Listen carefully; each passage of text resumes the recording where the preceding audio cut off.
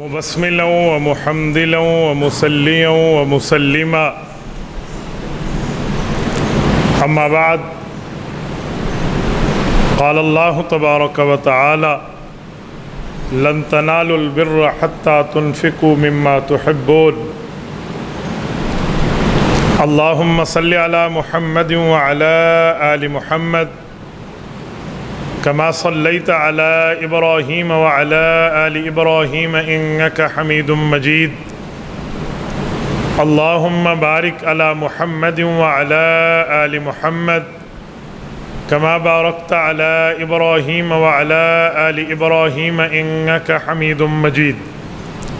معزز دوستو، یکم شوال المکرم سن 1445 ہجری بمطابق 10 اپریل 2024 بروز بدھ عید الفطر کا پہلا دن ہے۔ اللہ تعالیٰ تمام عالم اسلام کو یہ عید مبارک فرمائے۔ میں اپنے عید کے مختصر سی گفتگو میں 2-4 پوائنٹ آپ کی خدمت میں عرض کروں گا۔ سب سے پہلی اور بنیادی بات کہ عید الفطر اللہ تعالیٰ کی طرف سے ان لوگوں کے لیے انعام ہے جنہوں نے رمضان المبارک کو اللہ تعالیٰ کی احکام اور ترتیب کے مطابق گزارا ہے، ورنہ نئے کپڑے پہن لینے کا نام عید نہیں ہے، یا نئی جوتی اور گھر کے ماحول میں کوئی تبدیلی لانے کا نام عید نہیں ہے، بلکہ عید تو اس شخص کے لیے ہے جو اللہ کی وعید سے ڈر گیا ہے۔ ایک اللہ والے نے عید کی خوشی کو اس انداز میں بیان فرمایا کہ لیس العید لمن لبس الجدید، جس نے نیا کپڑا پہنا اس کے لیے عید ہے، فرمایا یہ عید نہیں ہے۔ انما العید لمن خاف الوعید، فرمایا عید تو اس کے لیے ہے جو اللہ کی وعید سے ڈر گیا۔ دیکھیں، رمضان المبارک ہم نے گزارا تو عید کی خوشی بھی دل سے محسوس ہوتی ہے۔ اگر ہم پوری زندگی اس طرح گزاریں جیسے ہم نے رمضان گزارا ہے تو ہماری موت کی جو ہمیں خوشی ملے گی وہ ایسے ملے گی جیسے عید کی خوشی ہے۔ اسی لیے رمضان المبارک آپ کی اور میرے لیے ریہرسل ہے، تربیت ہے۔ ایک دفعہ ہمارے سامنے یہ معاملہ گزارا جا رہا ہے کہ بھئی اپنے آپ کو ایسے بنا، اور اس عید کے اجتماع پر میں دوسرا پیغام آپ کی خدمت میں دوں گا کہ اس عید کا مطلب صرف اپنی خوشیاں نہیں ہیں، بلکہ خوشی ان لوگوں کو دینی چاہیے جن کے لیے خوشی کا سامان نہیں ہے۔ مثلاً کوئی یتیم ہے، کوئی مسکین ہے، کوئی غریب ہے، کوئی فقیر ہے، کوئی سائل ہے، کوئی مستحق ہے۔ جیسے میرے گھر میں خوشی ہے ویسے اس کے گھر میں بھی خوشی ہونی چاہیے، جہاں تک میری پہنچ ہے، میری دسترس ہے، تو یہ عید ہے۔ ورنہ خالی میرے گھر میں خوشی ہو، میں خوش ہوں، تو یہ عید کی کامل خوشی نہیں ہے۔ ہمارے نبی پاک صلی اللہ علیہ وآلہ وسلم عید کے دن یتیم بچوں کی مدینہ منورہ میں باقاعدہ خوشی میں خود بھی شریک ہوتے اور ان کو خوش رکھنے کا اہتمام فرماتے۔ بلکہ یتیموں کے لیے تو اللہ کے رسول صلی اللہ علیہ وسلم کے اتنے احکامات ملتے ہیں کہ اگر ان کو شمار کریں نا تو اتنے ہی ایک کتاب بن جائے جو خالصتاً صرف یتیموں کے لیے۔ قرآن کریم نے کہا ہے کہ اگر یتیم کا کوئی مال ہو اور کسی نے کھا لیا، فرمایا اس نے مال نہیں کھایا، اس نے جہنم کی آگ کھائی ہے۔ ان الذین یأکلون اموال الیتامی ظلما انما یأکلون فی بطونہم نارا وسیصلون سعیرا۔ یہ سورت نمبر 4 سورت نساء آیت نمبر 10 ہے۔ فرمایا یتیم کا مال کھانے والا جہنم کا مال کھانے والا ہے اور یہ جہنم میں انقریب انٹری کرے گا۔ وسیصلون سعیرا، اور اللہ نے صرف جہنم کی بات نہیں فرمائی، سعیر فرمایا۔ سعیر کو انگلش میں سمجھانے کے لیے میں کہوں گا بلیزنگ فائر، جیسے بھڑکتی ہوئی آگ ہے نا، تو اللہ نے اس چیز کی طرف اشارہ فرمایا۔ بلکہ بعض روایات میں آتا ہے، فرمایا جس نے یتیم کے ساتھ غمخواری کی ہے نا، حضور علیہ السلام نے فرمایا وہ جنت میں میرا ساتھی ہوگا۔ اور ایک روایت میں ہے کہ بہترین اور خوش قسمت گھروں میں وہ گھر خوش قسمت ہے جس گھر میں کسی یتیم کی پرورش ہو رہی ہو اور اس کے ساتھ حقوق کا اور اچھائی کا معاملہ ہو رہا ہو، اس کے حق کھائے نہ جا رہے ہوں، اس گھر کو افضل گھر کہا گیا۔ اور ایک روایت ہے نبی علیہ الصلوۃ والسلام نے اپنے دائیں ہاتھ کو یوں کھڑا فرمایا اور پھر نبی علیہ السلام نے اپنے 5 انگلیوں میں 3 انگلیوں کو بند فرما کر 2 کو یوں ثابت رکھا اور فرمایا لوگوں یہ 2 انگلیاں جیسے اکٹھی ہیں نا، ایسے قیامت کے دن وہ شخص اور میں نبی اکٹھے ہوں گے جس نے کسی یتیم کی کفالت اپنے ذمے لی ہو۔ میرے دوستو، ہم ان کو اگر اپنی خوشیوں میں شریک کر لیں یا ان کو خوشی دینے والے بنے تو میرے خیال میں عید کا حقیقی معنی وہی ہوگا جب ہم اس پر عمل کر رہے ہوں گے۔ کیوں؟ خوشی ہمیں تب ملے گی جب ہمارا اللہ ہم سے خوش ہوگا۔ جب اللہ ہی خوش نہ ہو تو وہ خوشی کون سی ہے؟ اور اللہ تب خوش ہوں گے جب بندہ اپنی انا کو ذبح کرے گا اور رب کے حکم کا پابند بنے گا۔ 1901 میں انتقال ہے، آج سے 123 سال پہلے حضرت خواجہ غلام فرید رحمۃ اللہ تعالیٰ علیہ کا بہت بڑی خانقاہ ہے حضرت خواجہ غلام فرید کی، جنوبی پنجاب کا ایک نام ہے۔ آج سے 123 سال پہلے ان کا انتقال ہے 1901 میں۔ میں ان کی ایک بات آپ کو سناتا ہوں۔ وہ اپنی خانقاہ سے نکلے تو ایک مجذوب بیٹھا ہوا تھا، بالکل جو اللہ کی یاد میں غرق تھا۔ لوگ سمجھتے تھے کوئی پاگل ہے، بے وقوف ہے، اسٹوپٹ ہے، حالانکہ وہ خدا کی یاد میں غرق تھا۔ اور وہ لوگوں سے ایک جملہ کہہ رہا تھا سرائکی میں کہ عید کنا، کب عید ہوگی؟ تو لوگ دیکھتے اور ہنستے۔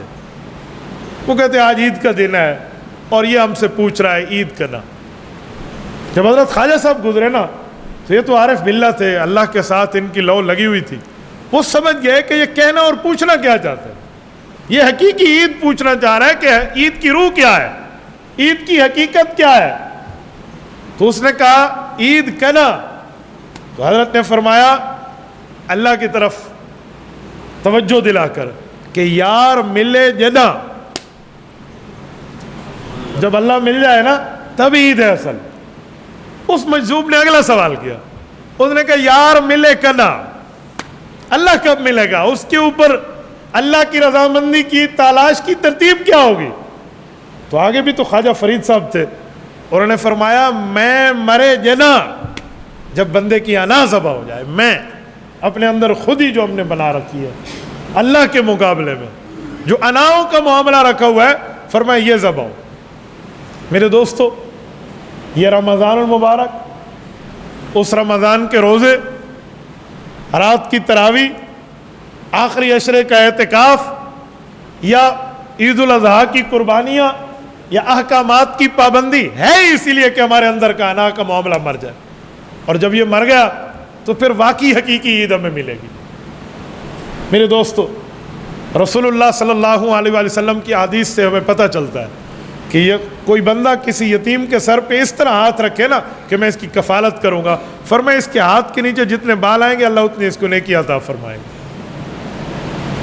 تو عید کی اصل خوشی یہ ہے کہ خوشی ان کو دو جن کے گھر خوشی نہیں ہے۔ ہمارے نبی پاک صلی اللہ علیہ وآلہ وسلم کے صفات میں ایک صفت یہ بھی ہے، وَتُكْسِبُ الْمَعْدُومِ، حضور اس کے لیے کماتے ہیں جو خود اپنے لیے نہیں کما سکتا۔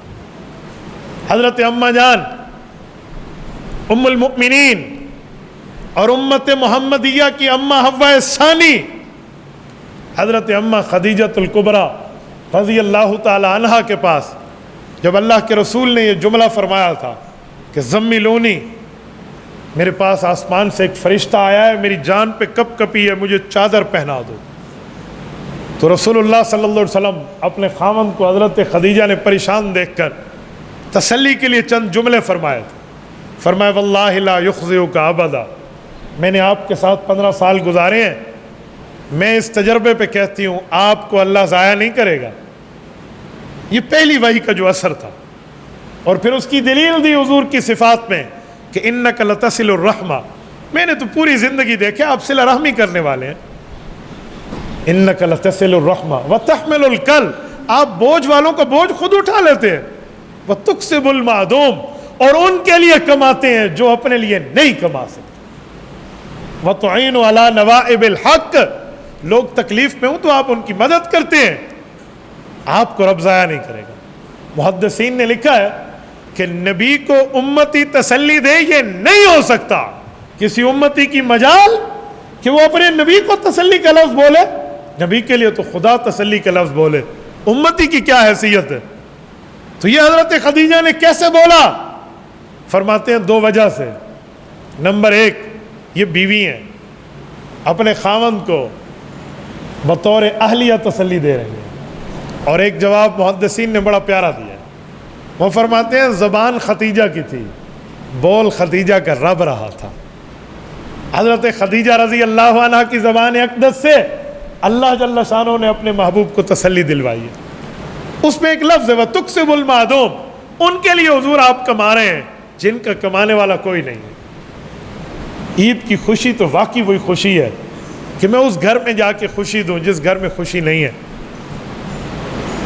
میں نے واقعہ پڑھا کہیں نہیں ہے، ایک اللہ والے سے سنا ہے، میں صرف اسی کی بات آپ کے سامنے نقل کر رہا ہوں۔ وہ کہتے ہیں ایک یتیم کو اللہ کے رسول نے عید کے دن دیکھا تو بالکل پریشان حال بیٹھے تھے، تو نبی علیہ السلام نے اس سے پوچھا تو اس نے کہا میں یتیم ہوں مدینہ کا۔ تو آپ علیہ السلام اسے گھر لائے، فرمایا اس کو حضرت حسن حسین رضی اللہ عنہما میں سے کسی کے کپڑے پہنائے گئے اور اس کی آنکھوں میں سرما لگایا گیا، اور رسول اللہ صلی اللہ علیہ وسلم نے اسے اپنے کندھے پہ بٹھا کر مسجد لائے کہ آج تو یتیم ہے، تیرا باپ نہیں ہے، واقعی تیرا باپ تجھے کندھوں پہ اٹھا کر لاتا تھا۔ کہتے ہیں باقی لوگوں نے جن کے ابا موجود تھے ان بچوں نے دیکھ کے کہا اے کاش آج ہم یتیم ہوتے تو یہ سعادت ہمیں ملتی۔ یہ کسی اللہ والے سے میں نے یہ بات سنی۔ بہرحال اس سے سمجھ آتا ہے کہ ہمیں خوشی ان کو دینی چاہیے جن کے آنگن میں خوشی نہ ہو، ہماری وجہ سے خوشی ہو جائے تو بڑی بات ہے۔ حضرت عمر کا مشہور واقعہ سنا ہوا ہے کہ حضرت عمر رات کو مدینہ طیبہ سے باہر گئے تو ایک خاتون آگ جلا کر بیٹھی تھی اور بچے رو رہے تھے، تو کہا اس میں کیا پک رہا ہے؟ کہا پانی ہے، کچھ نہیں پک رہا۔ تو کہا کیوں آگ جلائی ہوئی ہے؟ کہا بچوں کو تسلی دلانے کے لیے، یہاں کھانے کی کوئی چیز نہیں ہے۔ تو حضرت عمر گئے ہیں، یہ 4.5 کلومیٹر ہے احد پہاڑ کے دامن سے لے کر مسجد نبوی تک، اور وہاں سے بوری بیت المال سے اٹھائی اور اپنے کمر پہ رکھی۔ غلام کو کہا نہیں، قیامت کے دن میں نے اپنے اعمال کا بوجھ خود اٹھانا ہے، تو نے نہیں اٹھانا، اور یہاں لائے اور ان کو کھلا کر دیا، اور حضرت عمر ساتھ بیٹھ گئے۔ اس نے پوچھا کہ حضرت آپ دوبارہ بیٹھ کیوں گئے؟ کہا میں نے ان بچوں کو روتے دیکھا تھا، انہیں ہنستا تو دیکھ لوں، یعنی خوشی ان کو دو جن کے آنگن میں خوشی نہیں ہے۔ اس خاتون نے بڑی عجیب بات کی، کہا امیر المومنین تو تجھے ہونا چاہیے، عمر ہمارا امیر المومنین ہے، تو اس سے زیادہ بہتر کام کر رہا ہے۔ میں صبح امیر المومنین کے دربار میں جا کے آپ کی بات کروں گی کہ ایسوں کو امیر المومنین ہونا چاہیے۔ حضرت عمر نے فرمایا اچھا ٹھیک ہے، جب آپ دربار میں آؤ گی نا مجھے بھی وہیں کہیں دیکھ لو گی۔ دیکھیں یہ کیا ہوتی ہے نیکی کر اور دریا میں لا۔ تو ہمیں اس عید کے دن میں اس پیغام پہ عمل کرنا چاہیے کہ ہم ان لوگوں کو خوشی دیں جن کے آنگن میں کوئی خوشی نہیں ہے۔ اللہ تعالیٰ آپ کو رم صراط مستقیم عطا فرمائے، دین حنیف پر دین اسلام پہ عمل کی توفیق عطا فرمائے۔ ہماری نماز عید کا تقریباً وقت ہو گیا ہے، میں عید الفطر کے حوالے سے ایک دو بات عرض کر کے بات پوری کر رہا ہوں۔ رسول اللہ صلی اللہ علیہ وسلم کی تعلیمات میں ملتا ہے کہ عید الاضحیٰ بالکل تعجیل میں اور جلدی میں پڑھی جاتی ہے، اور عید الفطر یہ لیٹ پڑھی جاتی ہے۔ اللہ کے رسول نے ابو شاہ رضی اللہ تعالیٰ عنہ کو ایک دستاویز لکھ کے دی تھی، تو اس میں ارشاد فرمایا تھا کہ ابو شاہ اپنے علاقے میں جانا نا تو ان اجل الاضحیٰ واخر الفطر وذکر الناس، کہ عید الاضحیٰ جلدی پڑھنا، عید الفطر دیر سے پڑھنا، اور تھوڑا بیان بھی کرنا عوام کے سامنے۔ میں نے اسی لیے عید الفطر کو جان بوجھ کے لیٹ رکھا ہے تاکہ ہم سنت پہ عمل کریں۔ کچھ لوگ ہمارے بارے میں سمجھتے ہیں کہ ان کی تو عادت ہے عید جلدی پڑھنا۔ کتنے حضرات نے مجھ سے رابطہ کر کے کہا مولانا واہ 5:45 بجے سورج طلوع ہو رہا ہے، 5 منٹ بعد ہو جانی چاہیے تھی، آپ نے پورا 1.25 گھنٹہ ٹائم دیا۔ وجہ میں نے کہا مجھے جلدی اور دیر سے مسئلہ نہیں ہے، مجھے مسئلہ رسول اللہ کی سنت پہ عمل سے، کہ ہم سنت پہ عمل کریں۔ اس وقت گرمی ہو جائے گی، میں نے کہا اللہ کے رسول کو نہیں یہ معاملات سامنے تھے، حضور نے فرمایا عید الفطر لیٹ پڑھنا، میں نے کہا کوئی آئے یا کوئی نہ آئے، ہم نے اسی ترتیب پہ پڑھنا۔ یہ تو ہمارے حافظ صاحب کو اللہ جزائے خیر دے، انہوں نے 7 کا اعلان کیا، میرا ذہن نیت 7:30 اور 8 کی تھی کہ ہم اس ترتیب پہ عمل کریں جس ترتیب پر رسول اللہ صلی اللہ علیہ وسلم کی سنت ہے۔ بہرحال اللہ تعالیٰ آپ کو رحمت صراط مستقیم عطا فرمائے۔ میں نماز عید کے بارے میں چند باتیں سمجھائے دیتا ہوں۔ آج کل علماء کے ساتھ ٹچ نہ ہونے کی وجہ سے لوگ عید نماز کے معاملات میں التباس کر جاتے ہیں، تو ہر دفعہ بتلانا پڑتا ہے۔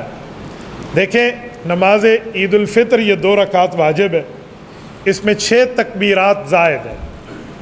3 تکبیر پہلی رکعت کے ہیں، 3 تکبیرات دوسری رکعت کے ہیں، اور اس پر اللہ اکبر کر کے ہاتھ چھوڑنا ہے، اور پہلی رکعت میں اس وقت تکبیریں پڑھیں گے جب ہم نے قرآن کریم نہیں پڑھا ہوگا ابھی، اور دوسری رکعت میں اس وقت تکبیر پڑھیں گے جب ہم قرآن کریم کمپلیٹ کر کے رکوع میں جانے والے ہوں گے، اس سے پہلے۔ تو یہ بہت آسان ہے کہ قرآن کریم پڑھنے سے پہلے پہلی رکعت ہے، اور قرآن کریم کی تلاوت مکمل ہونے کے بعد یہ دوسری رکعت ہے۔ اس میں بطور انسانیت علماء نے مسئلہ لکھا ہے کہ اگر امام سے بھول ہو جائے تو اس پر سجدہ صاحب بھی نہیں ہے اور نماز کے لوٹانے کی ضرورت بھی نہیں ہے۔ آپ کہیں تکبیرات رہ گئی ہیں تو نماز نہیں ہوئی، ایسا کچھ بھی نہیں ہے۔ تو یہ میں اس لیے سمجھا رہا ہوں کہ بطور انسانیت بندہ بھول جائے تو آپ اپنی نماز کو یا ہماری نماز کو ناقص نہ سمجھیں، وہ کامل ہی رہے گی۔ تو بس اسی نیت کے ساتھ تک نماز عید کے لیے ہم اٹھیں۔ اللہ جل شانہ ہمیں اجر اور ثواب عطا فرمائے۔ جزاکم اللہ تعالی۔ اقول قولی ھذا